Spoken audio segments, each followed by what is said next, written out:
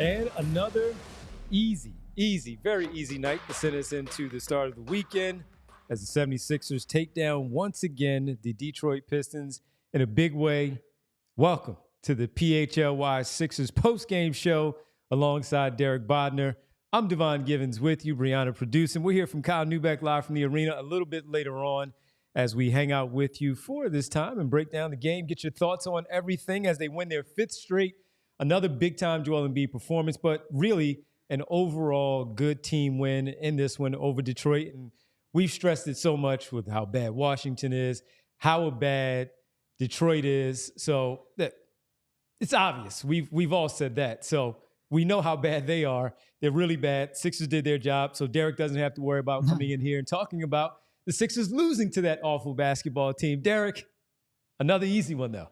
Yeah, look, you go into that one a little bit nervous, not because there's any real way that the Pistons should win that game, but because the stakes are high. And look, it's a regular season game in the middle of February or middle of December. The stakes can't really be high, but man, if they lose that one, this would be an ugly, ugly, ugly show to have to put on, but they did not. And I'm sitting there watching the Pistons now lost 22 in a row. They're 6 away from tying the NBA record, 7 more away from breaking it. And it's like, at the one hand, obviously Sixers lost 28 in a row back in, 2015, Right. 15, somewhere in there. But you had Joel Embiid waiting in the wings. And maybe we didn't know how good Joel Embiid would be, but there was that hope. There was that promise that something greater was around the corner. And obviously there then was something greater around the corner.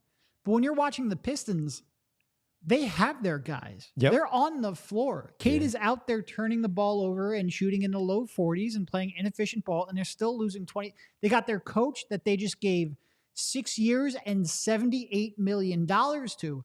The investments that they've made have already been on the floor, and they're already have their so-called coach, and they're still losing like this, and they're just, look, we talked about this before. We're like covering the process, how tough it was. I actually didn't find it tough. The team building part I thought was fun and interesting. But if you're covering that kind of bad basketball without the hope that at least comes with it, I'm glad we're not a Detroit, all DETR or whatever it would be. I'm very glad we're not doing that show. Yeah, it's really bad. That's a bad basketball team. So as Derek talked about, you just don't want to be on the other side where the Sixers were years and years past. They're no longer there. Detroit is there, and the Sixers did their part, just like those teams did against those bad 76ers teams in 2014, in 2015. The hope was there for Joel Embiid. The stars are there, well, supposed stars. These top picks for the Detroit Pistons are there, and there's really not much to show for it as Cade only has 4 points. Jaden Ivey with 13 off the bench, but listen to what I just said. Off the bench. And that's a bad thing for that basketball team. But enough about them. They're awful. They're 2-23. The worst record in the NBA. The Sixers are now 17-7. They are currently now in the third spot in the Eastern Conference standings because Boston is hosting Orlando tonight. And the last time I checked, Boston was handling the Orlando Magic 123-98. So that means the Sixers will stay tied with the Milwaukee Bucks, who also won their game yesterday when Giannis flipped out and went ballistic over his 64-point performance, not getting the ball. We can get into that later because I thought he was nuts.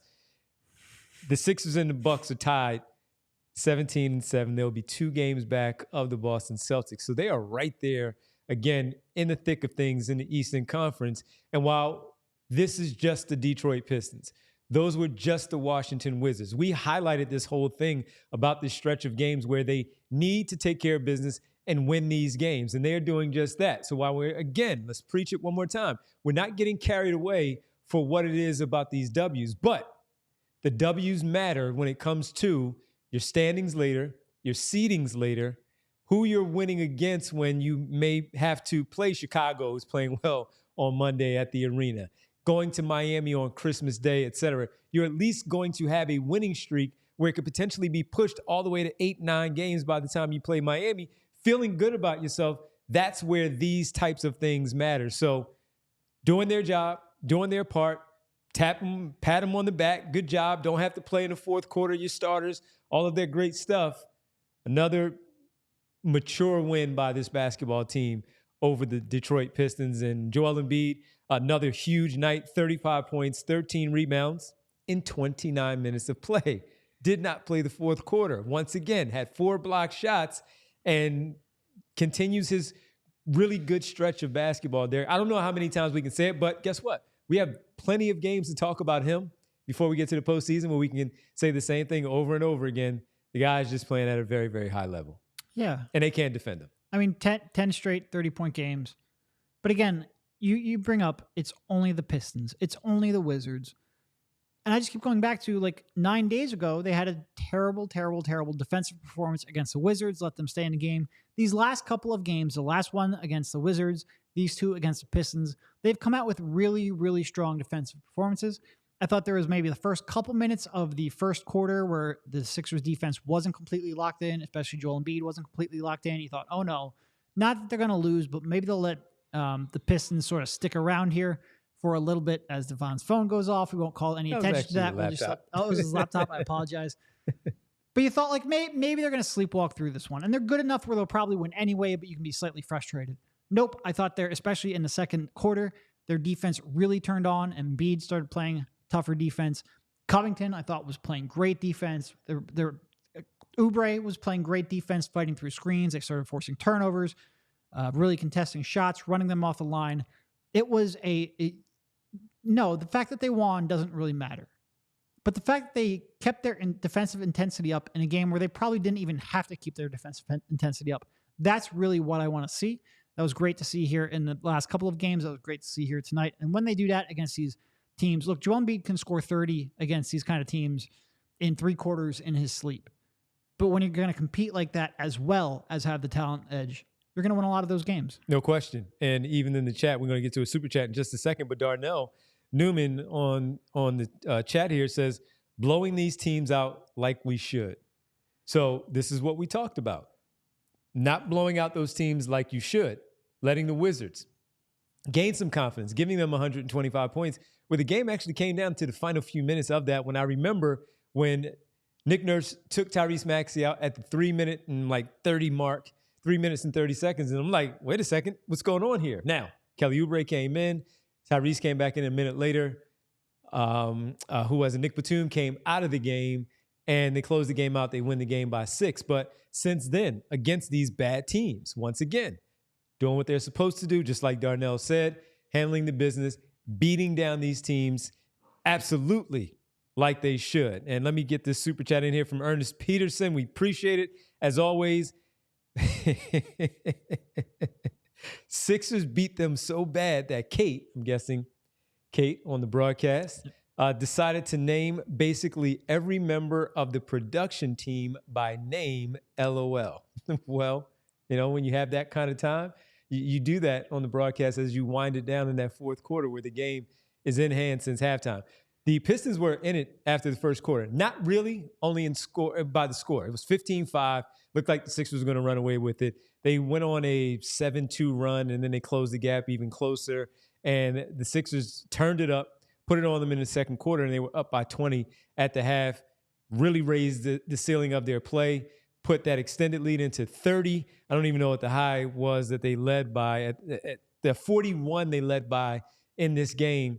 It was all said and done pretty quickly, and that's exactly what you want to see from them. So job well done by them. And yes, you know, an opportunity for the television broadcast to simply say every name on the production crew to give them their shout out for this type of performance. But that said, man, you laid out all of those guys. This was a really good team win. The numbers stand out for Embiid, and you had 4 other players that joined him in double figures. But everyone in this one, Derek, as you talked about, just simply did their part in a game like this. Nobody played over 29 minutes, and that was Joel Embiid as they're on the front end of a back-to-back.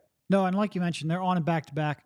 It's not the longest travel in the world, also not the toughest competition on the other end of that back-to-back. Who also played tonight. Yep. But any rest you can get in these kind of situations is great to see. And like you mentioned, there were just contributions up and down the board. Like Kelly Oubre, and look, I know Oubre put in some points.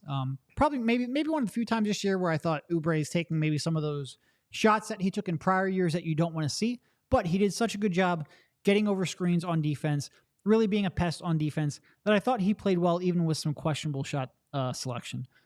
Obviously, Marcus Morris, 5 for 5 from 3. Dude's never going to miss again. If he shoots 5 for 5, I will have no complaints about him whatsoever. Yep. He had a really strong game. I thought Covington didn't score, but I thought Covington was a huge boost of energy. He was getting his hands on everything on the defensive side of the ball, pushing people around a little bit on the glass. I thought he had a really strong game. Maxey did what they needed him to do. He didn't have a huge night, but they didn't really need him to do so. Batum came out and was throwing entry passes right from the jump. So that was also great to see. One of them to Embiid, one of them to, I think it was Harris, was the other real nice entry pass that he threw. So he was on point, ended up with only 4 points, but he had 5 rebounds, 4 assists, 2 steals, just did what you needed him to do. Melton was off. That's going to happen. That's fine. But he did other things like you talked about with the rebounding, the defense. In general, he had 3 boards. The one assist that he had was a really good pass on the break where he hit Tyrese Maxey in stride for a finish. And again, while he had an off shooting night, the team played very well. He did his part to help them win. It didn't matter how many points he didn't score like Tyrese Maxey in the last game on Wednesday, where he only ended up with, 9-10 points. But the team was playing so well, that didn't matter. You just wanted to see a bounce back, and that's what you got tonight from Maxey. Yep. Just a good – Beverly, I thought, had a good defensive game. And like you mentioned, just looking at the starters' minutes, 22, 23, 29, 27, 23. When you're talking about a stretch where you do have a back-to-back, where you're playing a bunch of games, having the ability to rest your guys and not overexert themselves, and for Embiid to still get his 35 MVP considerations – that it's great to see. Yeah, and look, man, I mean, to have an opportunity to go out there and get this glorified pickup game in against the Detroit Pistons, Detroit Pistons fans, you know what you're looking at, just like we knew what we were looking at in the early part of the Brett Brown era when we were watching them rebuild. This is good to see because you could just envision Casper Ware coming on a court for the Pistons. You're not kidding. You can just see it. You're not kidding. Hollis Thompson and all that stuff. Hey, I was a 40-point three-point shooter, Hollis Thompson. Fair enough. Fair enough. I look at these, and you're right. When you start to talk about certain players didn't play well. Robert Covington didn't score, but guess what? He went out there and he played good defense. So you start to look at intangibles now. You start to look at little things that help you win basketball games when these types of games are going on because you're like, all right, they're going to beat this team up, and they did just that. But it's not even Embiid's 35. It's what else is he doing? Is he moving? Is Tobias Harris moving from the corner when something's happening at the top of the key? A double team is happening on Joel Embiid. Is he cutting back door? Those little instinctual things, the little intangibles that help you win basketball games, the great passing from Nicholas Batum, the fact that Marcus Morris is maybe rotating a little bit differently and saying, oh, okay, now I see why Nick Nurse is keeping him on the floor.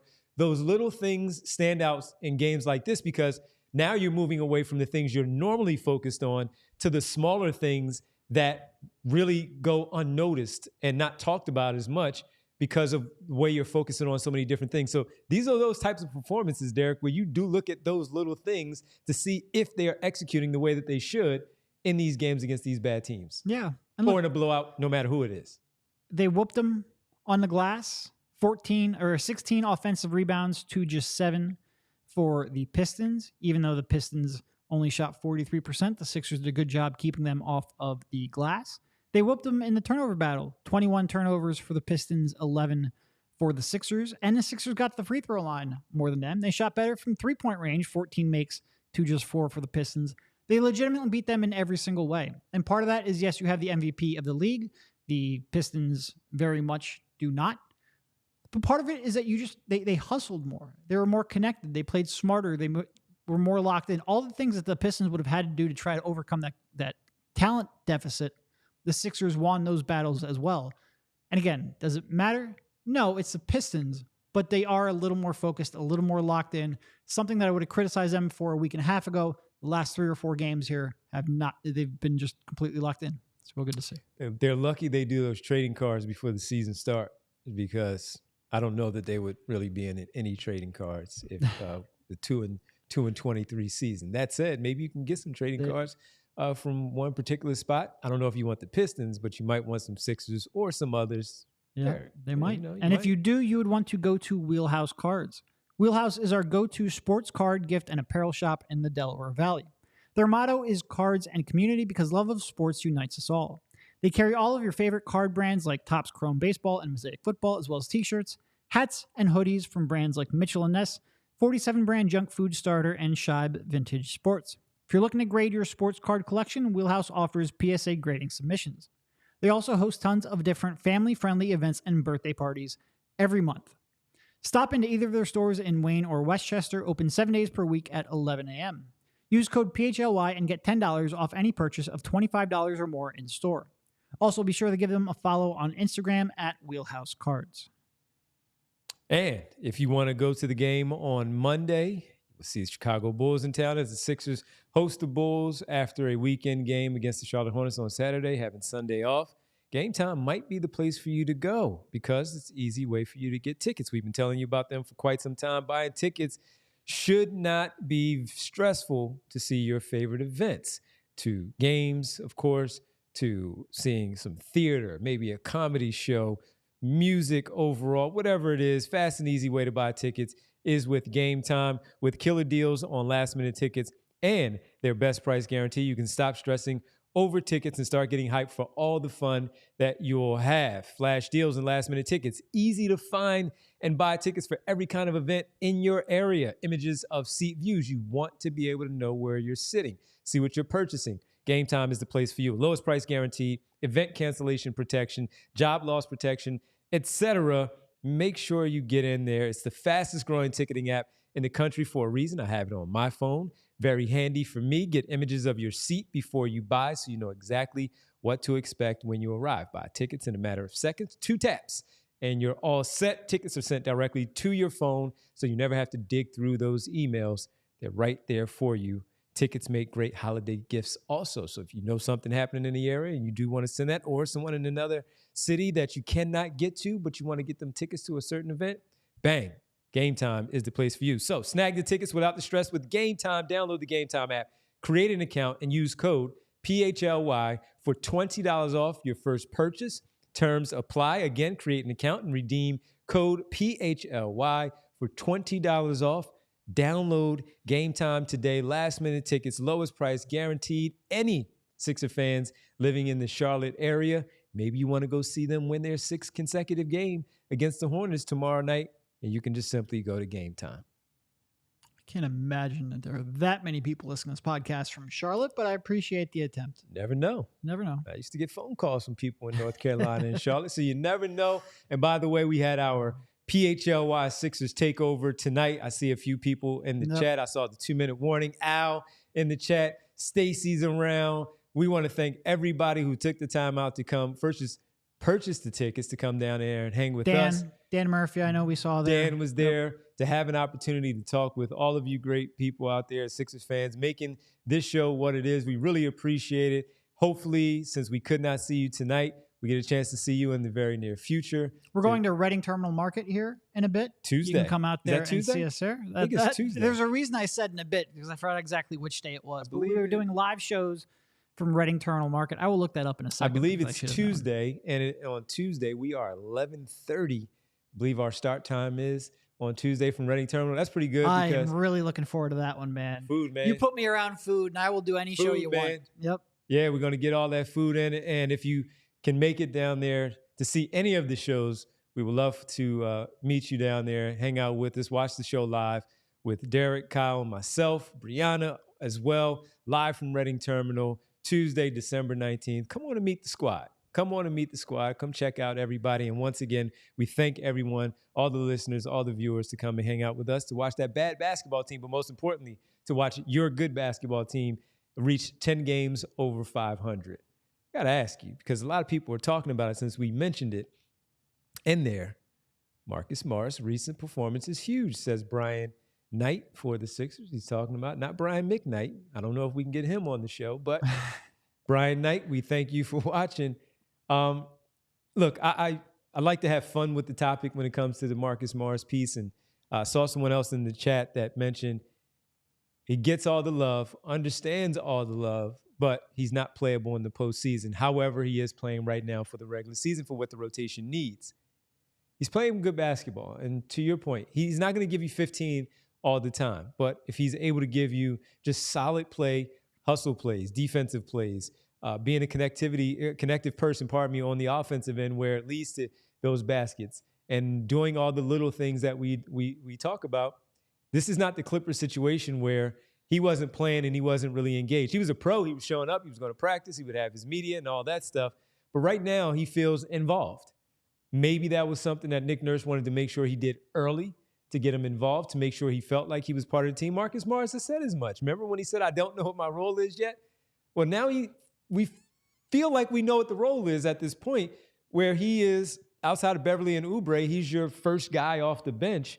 And that's saying something with the way that Covington, we thought, was playing so well, that Morris is doing, getting those minutes and still rewarding his coach for giving him that opportunity. Yeah, I mean, look, he's giving them a boost right now.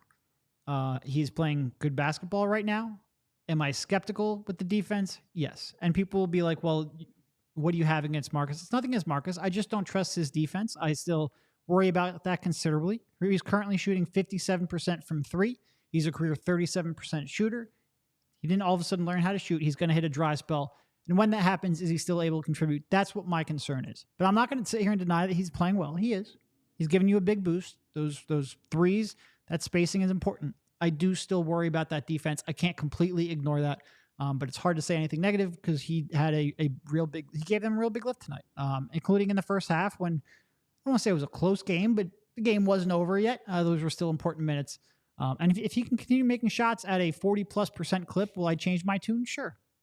I absolutely will. I think floor spacing from that spot would be big. I do think he is still a good shooter, a good offensive player overall. I just have that concern that when the shots aren't going in, I just don't trust that defense. I don't think that has changed, but right now he's playing such exceptional offensive basketball that he has been a net positive. And how much do you overlook something like that when it is the exceptional offense and the defensive performance is not on the same level, but it seems to be working on that other end where it's not hurting them there. He's getting points or the others are getting points. How much, again, does that play into it where you say, okay, I'll ignore the defense? Or in Covington's case, the defense is so good, the offense maybe not so much. Not saying that he is playing poorly on the offensive end, just using that as an example that you still say, but I still have to give him minutes because the other part of the floor is working out so well. Yeah, I mean, look, if you're asking me, I will give, let's say Covington gives you 70% of Marcus Morris's offense and maybe like 90% of Morris's shooting and floor spacing. Not now, because Morris is shooting, like I said, 57% from three. But on a normal year, when Morris is shooting 37%, Cov gives you a good chunk of that floor spacing. I will almost always veer towards that night-to-night defense because that will be a contributor almost every time he shoots up. Whereas Morris, if that shot isn't going in, I really struggle to see how he fits and adds value on the floor. Yep. So I would rather have a more limited offensive player who can still space the floor. And I think Covington, because of the volume and the quickness of his release, spaces the floor even when he's not scoring a lot. Along with that consistent night-to-night defensive contributions, I will tend to go towards that archetype of a player over someone like Morris. It would be different if Morris was capable of averaging like 17 per night like he was a couple of years ago. Yeah. But in a more limited role, that's where my mind goes. Got you. Charlotte resident on our chat. Charlie Hendrickson on the chat. Charlotte resident here. Sixers fan since the Syracuse days. Well, maybe sure, maybe you can attend the game. Sure, tickets will be available there in Charlotte with that bad basketball team also. No, I'm sure we should pull up the Game Time app right now and see whether or not what those tickets are running. I bet you it's not much. You do the ad read. I get it. I get it again. Easy. Go to the app, check it out, all that good stuff, and go ahead to Game Time and cop your tickets and see what they look like. Let me ask you this about the defense because they are 17-7, so a lot of that defensive related, where they are playing some solid defense. You mentioned it before we came on the air and started to go live that the defense is something that was really a focal point of yours over these last couple of days. Because of these last couple of games, because of that Washington performance with the 125. What do you see? Is it just more energy level? Is it the fact that they were coming off of that long break that we thought was going to be good for them, and then they give up a $125 to the stinking Wizards? Since then, they haven't really given up much in terms of points for the opposition. Yeah, I mean, it's really just being more focused. It's a little bit playing getting back to playing Cov. I do think Cov is a pretty big part of their defense when he's on the floor. But it's the engagement level, it's communication level. They are just a much more connected piece than they were for that little bit of stretch. And quite frankly, like that, I don't want to say it was just that Wizards game. That Wizards game was, I think, the one that really stands out. But they were bad for a couple weeks there, or at least below average for a couple weeks. Pistons defense. Well, but that's what the the Pacers. That's what the Pacers do. Yeah, They run, so they put that pressure on you. Part of it is the fact that what's Detroit's, I think they're like 28th in the league in offense. Part of it is they're playing really shitty offenses right now, and that's a lot easier. But like I said, when you're playing these kind of teams, if you can come out here and be engaged and active, you're going to make them look bad. And the Pistons shot, like I said, like 39% from the field or something like that. I think 4 for 21 from 3, whole bunch of turnovers. Sixers have some good, and Sixers defense was weird for that stretch because the first 7 or 8 games, they were locked in defensively. They were flying around. They were forcing turnovers. They were rotating and contesting out to shooters, running them off the line. And all of a sudden it just stopped. And I do feel like they're getting back to that a little bit where they're using their length and are able to cause a little bit of chaos and also still recover back out to the perimeter. I feel like you've gotten a little more of an engaged Joel Embiid, and I think that has helped. And you run into some teams that aren't really equipped and prepared to deal with that kind of activity on defense, and that has certainly helped as well. I do want to see what they look like against some of the better offensive teams in the league, but they are taking care of business right now. No, they certainly weren't. They were also, Patrick Beverly was trying to take care of business before the game where he was getting into it a little bit with Isaiah Stewart. We didn't see it. Then we just saw the buzz of everybody else telling us what happened. Where those two were going at it after the flagrant. We were standing like right there, but we had our backs turned. Yes, we were talking to people at the meetup. Yeah, I didn't see what happened, but I saw the tweets. Yeah, just getting after it once again. Patrick Beverly starting some things with Isaiah Stewart. That team is so frustrated with what they're doing. Patrick Beverly knowing exactly what he's doing, and even watching Isaiah Stewart as the game was playing out, you just kind of felt bad. It's like this is really, really awful with what they're going through right now. And he finished with, he didn't get in foul trouble like he did the other night and then eventually ejected. Maybe he wanted to get ejected again. 4 points, 4 personal fouls, 4 rebounds in 20 minutes. Just not a good flow for him. But Patrick Beverly, again, once again, doing what he does, being that guy that just gets under your skin. He's been really good. I really enjoy watching Patrick Beverly play, especially when he's making just enough threes to stay on the court. Like his defensive intensity, the way he's able to get over screens, the way he's able to really, just dig down and get his hands on balls and force turnovers. When he is going well, just having him as a 10-minute per game sort of like ball handling defensive pest, I enjoy watching him play more than I thought. But it doesn't take away from many of us, yourself, some of the people we had to take over with, Stacey in particular. One of the things she focused on, and I know you and Kyle have also, still need a backup point guard.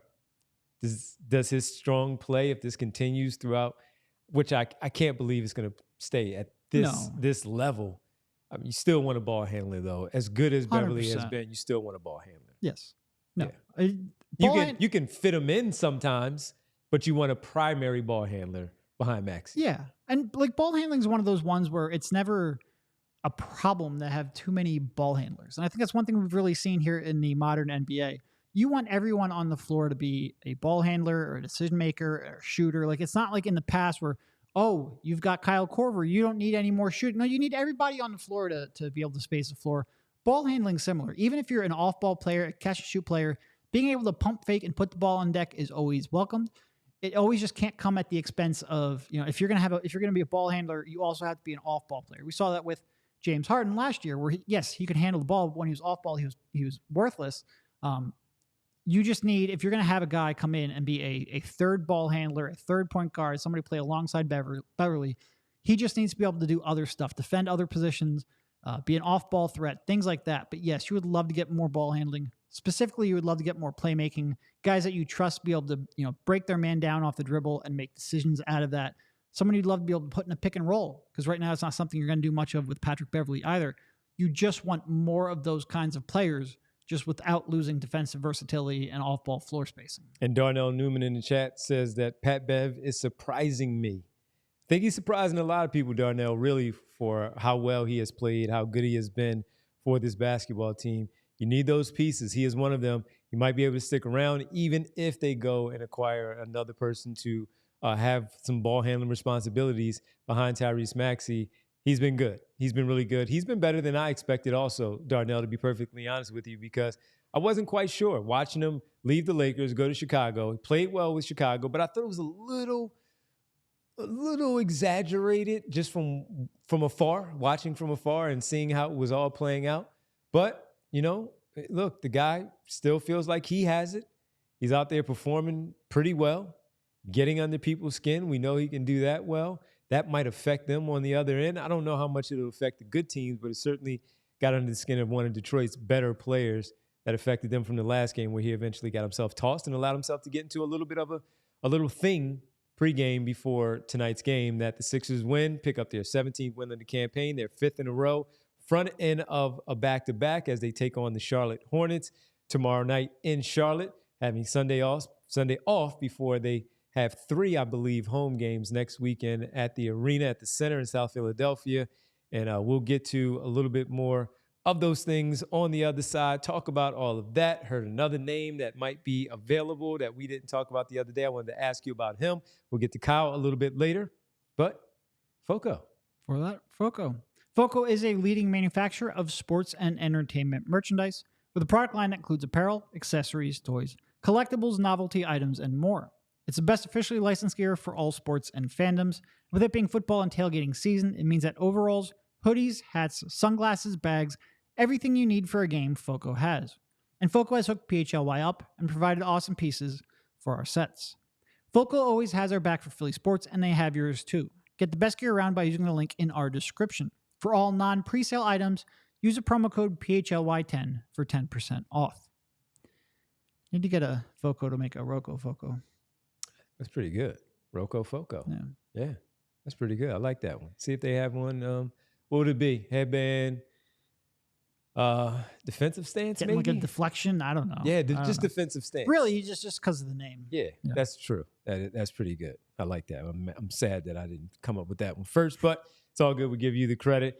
I had a name that I wanted to ask you about when we spoke about Levine and some of the others the other day, Lowry, Markkanen, Alex Caruso. By the way, DeMar DeRozan, I was watching that Bulls game last night early on when they blitzed the Miami Heat early, and they put up some big numbers. They were up huge, about 20 in the first quarter against the Miami Heat. And I couldn't help but think about our conversation with the listeners and the viewers, you and Kyle, when we were talking about DeMar DeRozan. And he has back-to-back three-pointers in the first quarter. And it was like, see, guys, catch and shoot threes. And they weren't one dribble, sidestep, shoot. No, they were catch and shoot threes in rhythm. It was good to see.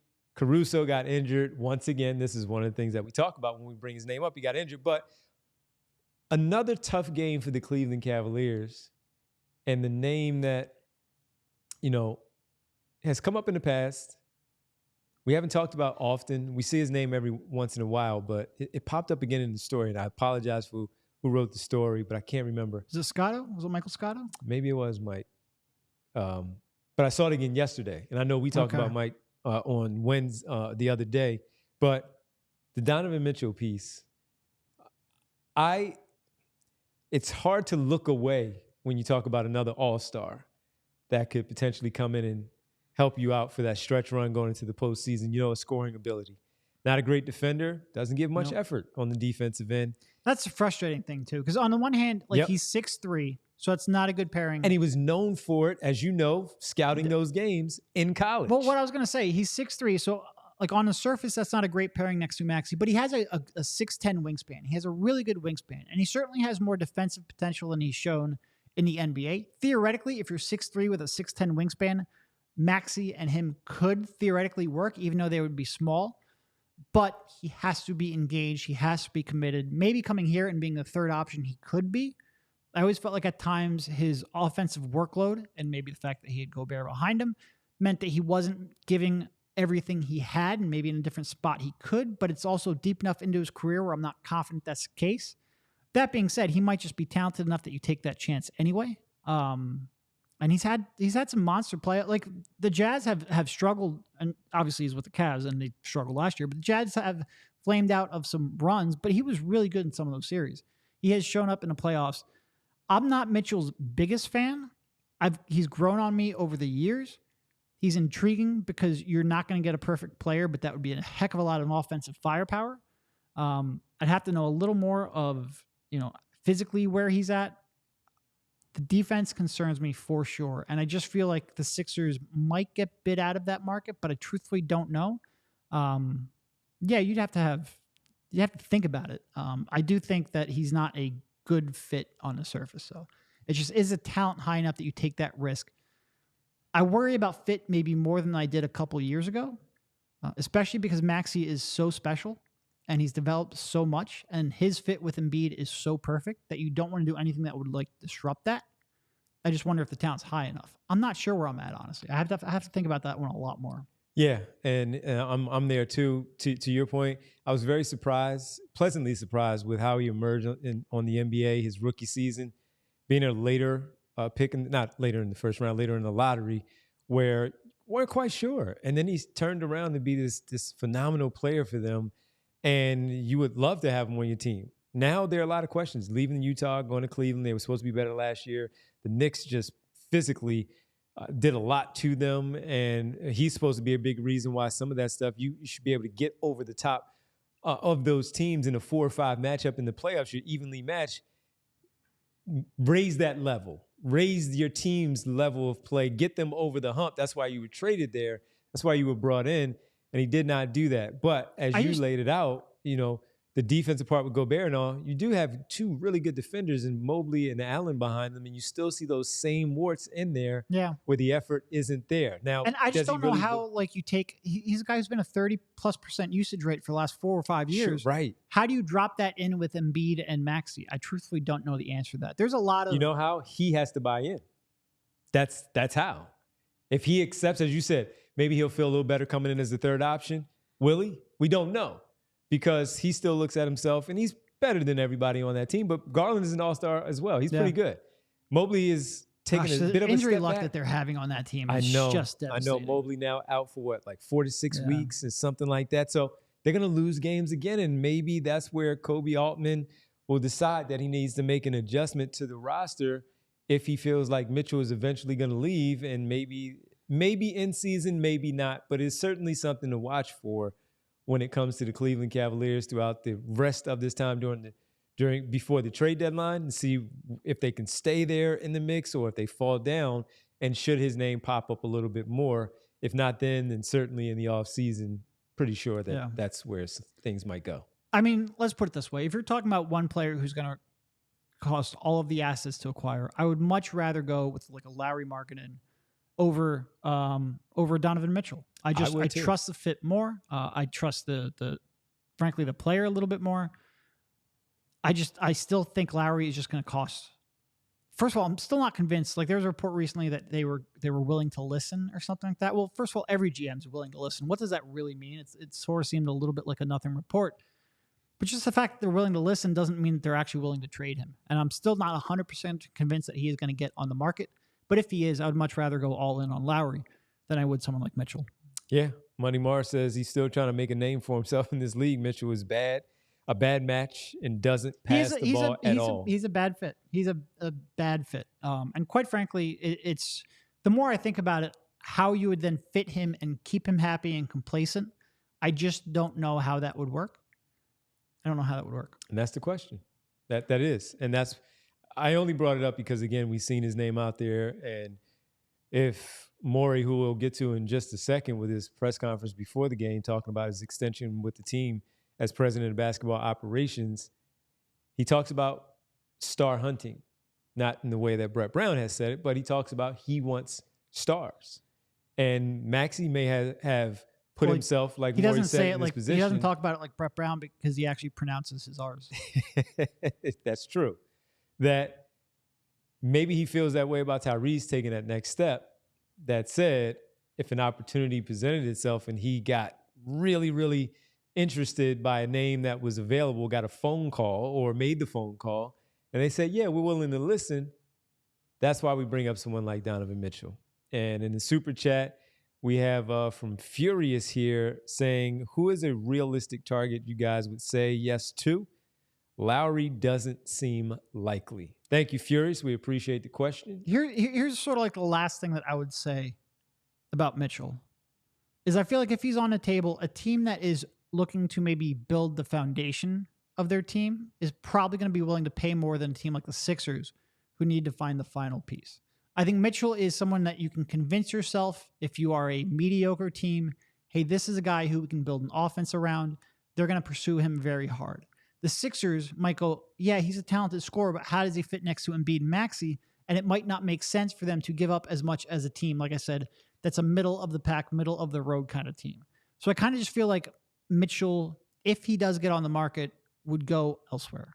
That's sort of like my gut. Still smells Knicks to me, just because. I'm a little surprised they didn't go all in on him a couple years ago. Yeah. Same. Yeah, but would they have gotten Jalen Brunson if they went the Mitchell route? Yeah. So, but now maybe they can go the Mitchell route and pair those two guys up.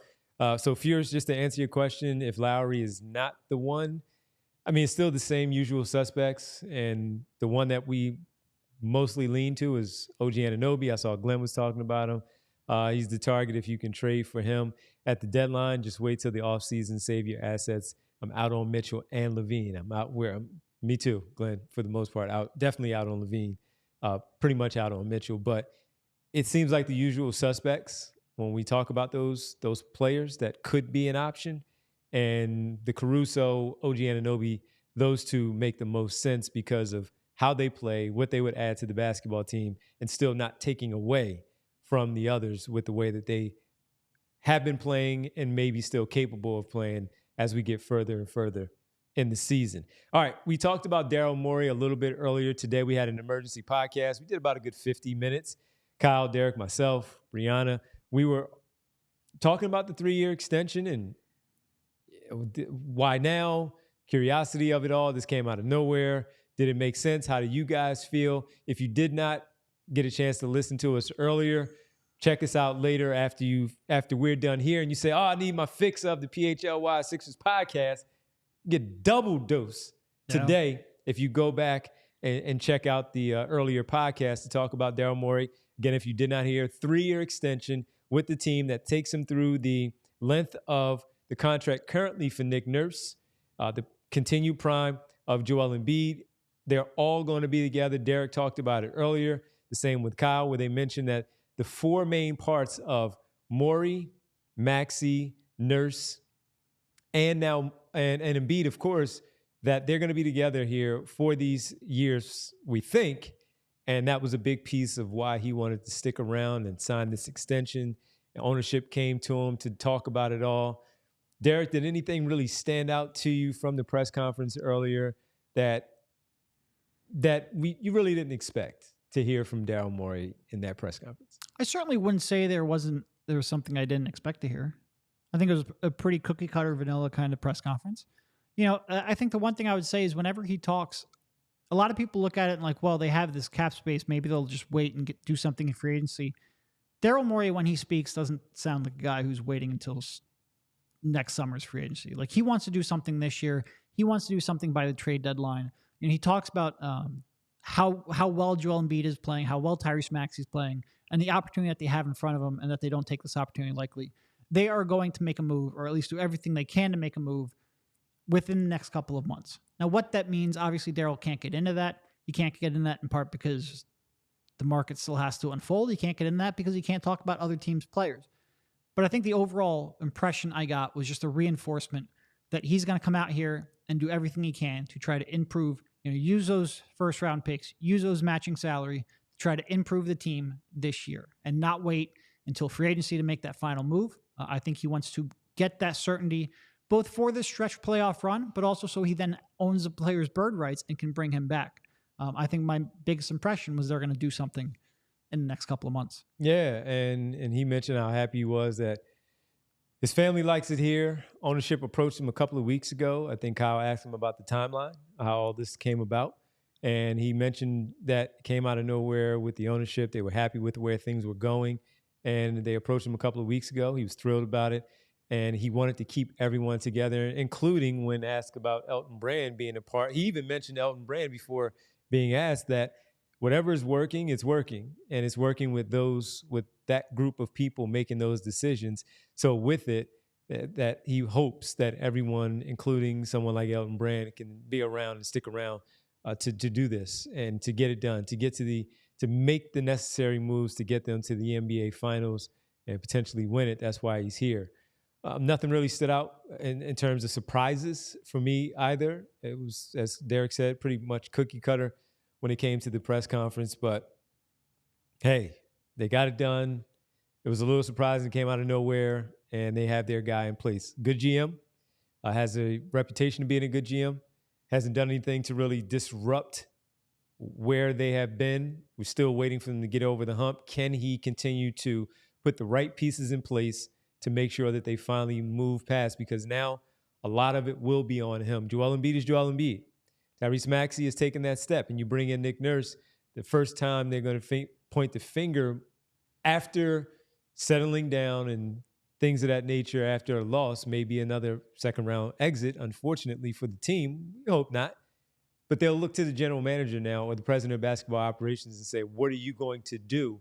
And that's why this offseason is going to be pretty important. And it starts really with the trade deadline because of how he speaks, how he says certain things about what he wants to do, the way it seems as if he really wants to acquire that player now. And if he can get that player by the deadline, then again, if it works, he's going to get praised for it. If it doesn't, they're going to point back at him and saying, you messed that up, unless you see some things within the game, of the game, that Nick Nurse didn't do the right way and the player just simply wasn't good enough.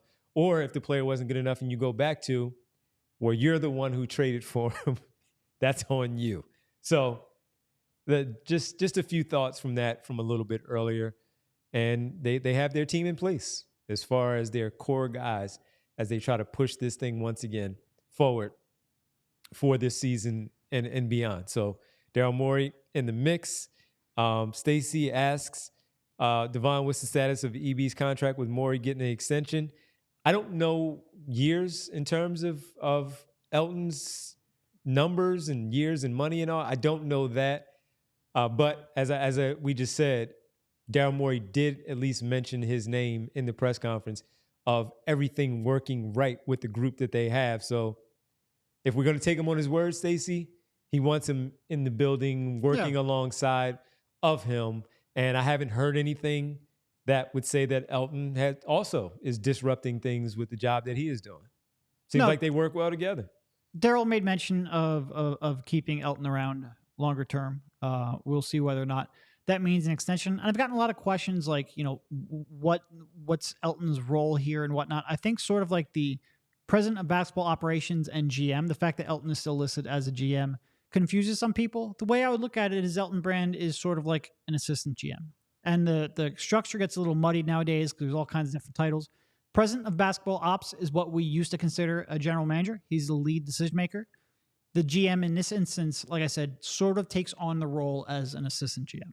He's part of the basketball operations machine that advises and guides Daryl Morey. Daryl Morey is the final decision maker. There's no uncertainty there. No question about it. And just seeing this, it's a good thing. I mean, 10 games over 500, 17-7. Squad looks good. Things are looking good. And this team has a game against the Charlotte Hornets. So before we get to Kyle and talk about the Charlotte Hornets, once Kyle is able to join us, tough night for them. Again, Derek, they lost 112-107 to the New Orleans Pelicans tonight at home. And they are in a tough place also. They lose their star, their all-star player, their franchise player, LaMelo Ball. Lost 11 of their last 15. 11 of their last 15. They are another tough 7-16, 11 of the last 15, losers of 3 in a row.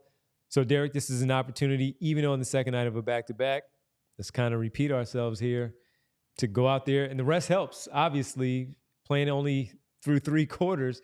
The rest helps as they travel to Charlotte to take on the Hornets. Little preview for tomorrow. Yeah. The Hornets stink. Enough said. That's like my preview for every team they play in this stretch. And that's why it's hard to really take too much from it. Outside of the fact that they're taking care of business, it's great to see. That Joel Embiid is playing 27 minutes or whatever. That's great to see. He's still getting his numbers. That's fine to see. Don't worry about Joel Embiid's numbers maybe as much as some people do. But at the end of the year, he will be, you want those averages up there for the awards. But if he's not overexerting himself and the Sixers are healthy and they look like they're healthy, just taking care of business, man. I love it. Take care of business. Terry Rozier with 30 points on the night. He shot 4 for 11 from the floor, 11 of 25, playing 39 minutes. Miles Bridges back after his long suspension, 39 minutes as well, 10 of 24 for 27 points, 10 boards. And rookie Brandon Miller, the number 2 overall pick in the draft. Was he 2 or 3? He was 3 to the Charlotte Hornets. Brandon Miller, 16 points in the starting role. Are you scouting for Gordon Hayward? Are you scouting for Terry Rozier? We had a question about him on Wednesday or Tuesday, whatever day it was. And is this what you guys are doing? As you're certainly worried about your team, but are you also looking, because we did have a question about Terry Rozier on Tuesday. Gordon Hayward's name has been brought up. Should the Sixers have some interest in him? He finished with only 9 points, 4 of 10 shooting from the floor. That's what we're going to be doing tomorrow unless they lose. But they're not. They're probably going to win their 6th straight game. And we're going to come on after the game. We will be here for post-game on Saturday. That's why we were off on Thursday to talk about that one. But another bad team that they're going to face. You can only play who's in front of you. You can only do what you need to do against those teams. They're handling their business, as we continue to say. And Charlotte is yet another team.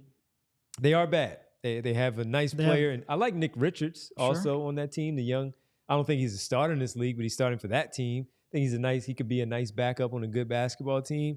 I like him. Brandon Miller, we'll see. And Terry Rozier is Terry Rozier. We talked about how good he has been, and surprisingly so, over the years. But he still has a lot left in the tank. Maybe not a good matchup here in Philadelphia, but they have stuff, and it's just stuff because we think the Sixers should handle their business against that basketball team. Yeah. And look, Hornets, they're actually reasonably okay on offense. It's not necessarily the case because ball's out. Where they really stink is defensively. They're one of the worst, if not the worst, defensive teams in the league. Sixers, Embiid specifically, but the Sixers as a team should be able to have their way. Embiid, I think, has had 3 straight games where he scored 30 or more points through 3 quarters and didn't have to touch the floor in the 4th quarter. The Sixers take care of business. It could be 4 in a row. Embiid should certainly have a chance to eat. Maybe Tyrese Maxey, who's in a little bit of a shooting slump. You can get him back on track a little bit. Like you mentioned, maybe you can scout a little bit. Although a lot of these players are, I feel like, especially the ones that could be trade candidates, are players that we know. But you get a chance to watch Gordon Hayward and see how he looks physically, see if there's a whole lot left in the tank. Obviously, you have the numbers, and his shooting's been up and down. He started the season shooting real hot, had a little bit of a slump. He's now shooting decently well of late. But you have a chance to really see what he looks like physically. But really, you just want to see them come out and be focused and take care of business and get another easy win. T. Will in the chat, 0 interest in Hayward. No shot. Want nothing to do with him. I wouldn't, if he's cheap enough as just another option who can shoot and make decisions with the ball, I wouldn't say 0 interest. Okay. Outside of the fact that the Sixers have had 0 luck with Celtics in the past, that would be a concern. Fair. And Rich also says he would like Nick Richards for sure. We did have a super chat before we get to Kyle. That says Davon, a.k.a. Schoolboy Beats, Wizards and Spurs got W's. Sixers weren't having it. No, I mean, look, the worst teams in the league will win 15 times a year. They will. So you still have to take care of business. 100% true. They will. Taking care of business in the arena. Well, I say 15 times a year. I'm not sure if the Pistons are getting to 15. I'm honestly not sure if they're getting to 10. You talked about it. It will be something to monitor going forward. Because they really look defeated when they're out there. Yeah. Once they're down, some will give the effort, but does that mean it's happening with the other 4 players on the floor? It's really bad watching them. Giving that effort, as always, in the arena. Part of course, the PHLY Sixers podcast, our good buddy, Kyle Newbeck, jumping in with us here live from the arena. Gang. What's going on, man? What's going on? Listen, again, I saw you. Lace them up, get out there on the floor in some duty against the Pistons. You're getting a good look from the rest of the league, man, of what you can do. Guys, I have an announcement I feel like I have to make on the show. I don't think Derek is going to be very happy about it. I think I'm officially in on Marcus Morris. Oh, boy. A man of no conviction. Devon, no, it's not for what he did on the floor. Obviously, shooting 100% from 3 in a game on 5 threes is good. He had one of the best post-game press conferences in the history of the Sixers. Oh, it's up please there share. just is up there dropping F-bombs. He's talking about, he's like, the starters fucking plus minus is crazy. Oh my God. Shit, man. He's talking about Joel Embiid and his game. And I'm going to read you the direct quote of what he just said about playing at home in Philadelphia. I've been playing in Sunny Hill League and things like that since I was a child. Coming to the Sixers games when they had AI, going down to Friday, seeing him, if any of you know about that. Just that and being able to go to the Eagles games, that shit is everything to me. I've been an Eagles fan my whole life, Sixers fan my whole life. Being able to put that jersey on, it's not for forever, but I'm happy to be able to say I did it. Mr. Philadelphia, Marcus Morris. What a homecoming. He's pandering to the Eagles fans. He's pandering to me with the TGI Fridays on City Line Avenue reference. What a moment for Marcus Morris. And he's playing well on top of that. So, I mean, that's sort Happy of like for what him. we said at the beginning, though. Like, we kind of wish this was a couple years ago because I think a part of us would have liked to have covered Marcus Morris and rooted for him and had him making his homecoming and all of that. I think we believed in that. Still need a little more convincing that he has enough left in the tank defensively, but I am glad that he is having this moment for sure. Kyle, you got to get some more in there, man. He's not enthusiastic enough. Not enthusiastic Listen, enough. I'm trying over here, Devon. I tried to give the full-throated, I'm in. What a moment for Marcus. But look, guys, like that's the extent of it here is there's not really a whole lot to discuss from the That being game said, at this point, right? Aren't the Markeefe brothers Cowboys fans? The Morris I will brothers say, you're talking AC about? Phillip mentioned in the chat, and I just I did a thought quick one of Google them. search. I thought one of them were. Was it only I Markeefe? thought it was Markeefe Okay. and Marcus was the Eagles fan. I didn't mean to slander him. Yeah. By the way, we had some I'm people. pretty Wait, sure that Marcus. How does that happen? How do twins grow up, one liking the Cowboys and one liking the Eagles? I don't know. I don't know. How does anybody in Philadelphia become a Cowboys fan? Thank you. I mean, Gentlemen? that's a We good know that point. there's That's a a lot of very good weirdos point. out there. Thank you. And people, as soon as you mentioned that time when he talked about AI time on Fridays, you got T. Will jumping in, Sky Dweller views, legendary time. Yeah, you know, all that stuff. Just great times back there. I won't say that I was there last week having lunch with a friend the other day. I will say different vibes. Wikipedia, and Wikipedia is never wrong, does say that Markeefe was a Cowboys fan and Marcus was an Eagles fan. So we just want to set the record straight on Got that. it. Ye of little faith in our guy, Philadelphia hero, Marcus How does that Morris. happen? How did Markeefe just want to be a contrarian? I feel like if Kyle was a twin, he'd be a contrarian and take the Cowboys. Nah, because listen, I grew up in the house with my father. His first thing he taught me, I think I said on the show, was who do we root for every week, Kyle? The Eagles and whoever's playing the Cowboys. That was number one rule in the Newbeck household. So Well, maybe we'll have to. That was not going to wash. Maybe we'll have to ask him at some point how that happened. Well, Kyle, what were the vibes from the coaches and other players after this one? I mean, again, obviously just handling their business, doing what they were supposed to do, getting the starters the rest. As Marcus Morris talked about the plus minus, getting them out of the game. Only 3 quarters, no starter playing over 29 minutes. What were their thoughts, their vibes after their 5th consecutive and 10th game over 500? Well, the second most interesting thing that happened after the game was a spirited discussion between Pat Bev, Joel Embiid, and sidebar with Tyrese Maxey about $5,000 games of Boo-ray that Pat Bev was a part of on team flights for other teams, and how he once got off of a team flight and immediately bought a car with his winnings. So that's being serious Those now. are the vibes. I promise that happened. It was amazing. It's, we're not going too much deeper than that. We won't get into the particulars of who won from who and who lost and who was mad and how you had to collect that money. But here's what I would say. I think they were all very happy with, including Marcus Morris, by the way, as it sounds like a freight train is in the hallway next to me. They were all very happy with the fact that starters got to play, high 20 minutes and then got out of there. Bench guys got some good run in the 4th quarter.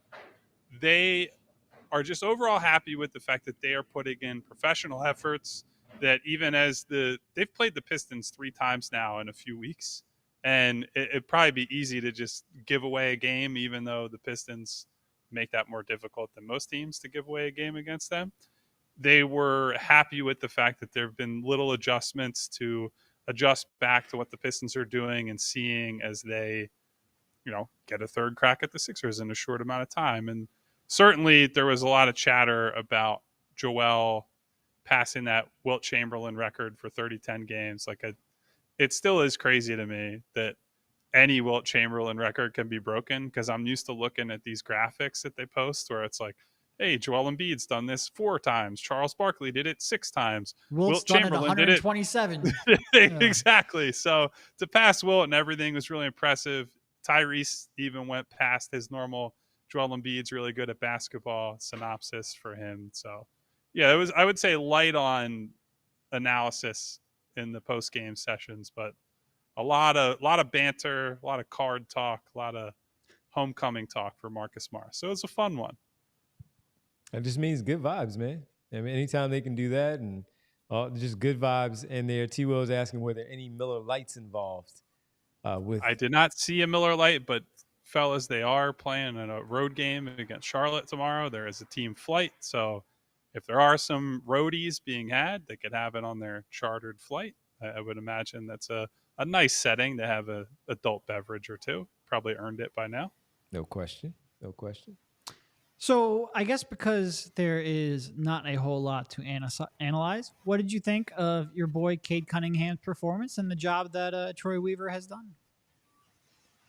Fellas, I feel very vindicated. Minutes into a podcast about a game that was over in 5. So. I feel very vindicated in my years-long Troy Weaver stinks at his job stance that I've been. And to be fair, this is a stance that Rich Hoffman, also of PHLY Sixers, we've been on this corner together for quite a long time. I wish Rich was on the show to take the victory lap with me. I do feel like Rich should have been on one of the 2 Piston shows. That's a good. Yeah. Well, that was an oversight on our part. He should have. I just wanted to make sure he got a shout out. I said to Derek recently, I think 30 to 40% of my texts to Rich are about Troy Weaver, which says a lot about my own mental state and our relationship. But yeah, look, the Pistons. So to me, I don't know if you guys have talked about this on the show at all. To me, this is worse than what the Sixers went through. We opened up the show talking about it. Yep. So I haven't listened yet. I'm going to listen on my way home from the arena. I would say the reason it's worse to me is that team was full of like a revolving door of undrafted free agents, 10-day guys, second-round picks, as they're waiting for the talent to arrive. The talent is supposed to have arrived. Right. Yep.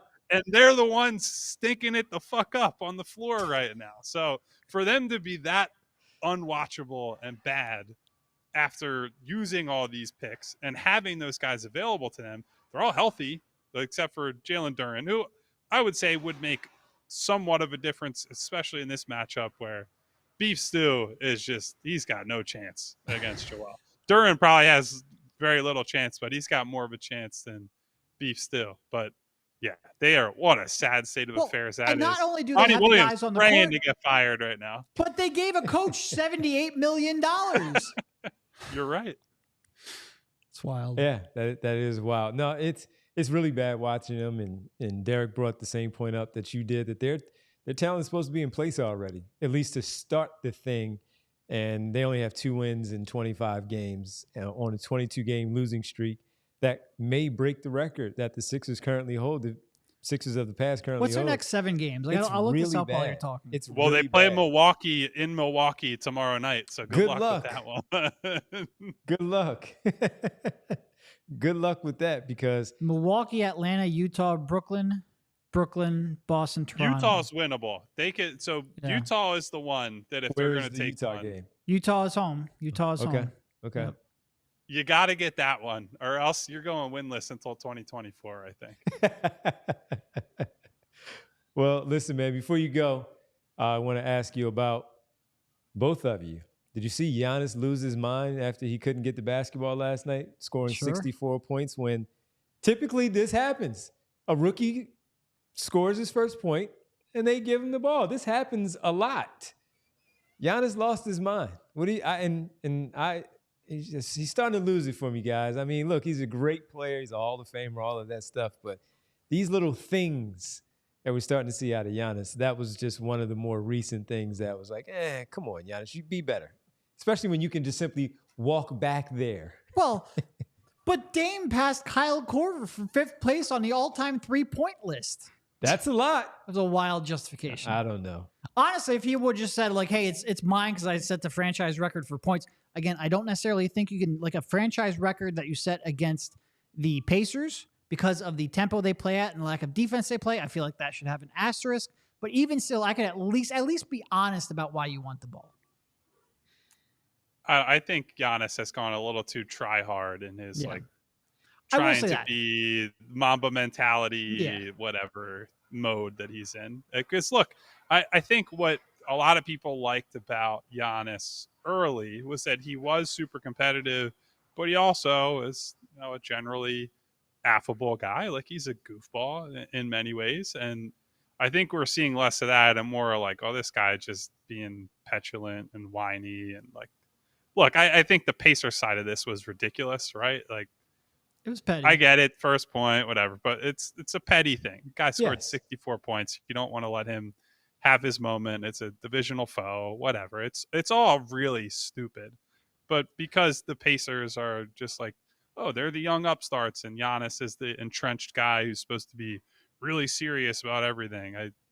I don't. The whole thing is annoying. Every story that I read that comes out of it, whether it's from Milwaukee or Indiana, I roll my eyes another like quarter inch further back each story that I read. So I just don't want to hear about it anymore. It's kind of my take on the whole thing. It is wild how like at the beginning of someone's career, that competitiveness, that hard working comes off as endearing and positive. And the longer it goes on, the more success that you have, in part because I think we all just grow tired of it, in part because I feel like the success goes to your head and now you think you're better than everyone else because you work so hard. Beginning of your career, sure, talk up how you work. End of your career, just let the results speak for yourself. He is definitely, look, would I adore him if he played for my favorite team? Probably. But from an outside perspective, it's gotten to be a bit much. And let's not forget about the ladder last year here. Sure. You know, with that ladder thing here, it was like, come on, dude, you know. But I hear you. But we got no ladder is safe when Giannis is in Philadelphia, fellas. Got to keep him away from good all. Finesses. That was Trez, right? That was Trez, yeah. That was Trez with him. We got another good Finesses moment when who was it? Do you remember his third brother? The one who played in the league? I think he played in the league. Is it I don't know how to pronounce it, but it begins with a K. Yep. Like it's Kostas, right? Kostas, yep. Something like that. But Finesses, man, he gave us another good meme, something to go off of. Giannis is the best sibling of all time. To have this guy in the league the way that he is, making this money, a roster spot, by the way, on that bench. But we got a good so Finesses. you say that if where does LeBron rank in the fatherhood power rankings? Not if Bronny obviously is going to get drafted. It seems like that's pretty clear. What if Bryce gets drafted? Where does that? How does that factor into LeBron's legacy as a dad? There is a fourth. It's pretty good. There is a fourth Antetokounmpo brother. Yes. Plays in G League. Yeah. I actually didn't even know that. Oh, you didn't know that? Yeah, I did know that. Is his name Alex? Yes. Yep. Oh, look at me. I'm fucking on it, man. Wow. Well, almost like I cover basketball for a living. There you go.